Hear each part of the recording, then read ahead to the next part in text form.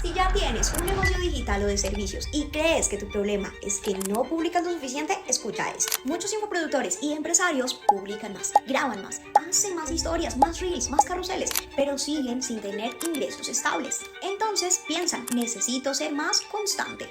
Y sí, la constancia ayuda, pero no arregla una estrategia rota. La verdad es que no necesitas más contenido si tu contenido no está conectado a una oferta clara y a un sistema de ventas. Publicar por publicar solo te da visibilidad dispersa y puedes tener likes, comentarios o vistas, pero si la persona correcta no entiende qué problema resuelves, para quién y por qué debería confiar en ti, el contenido no vende. El contenido no debería ser entretenimiento para desconocidos, debería ser una extensión de tu dirección comercial.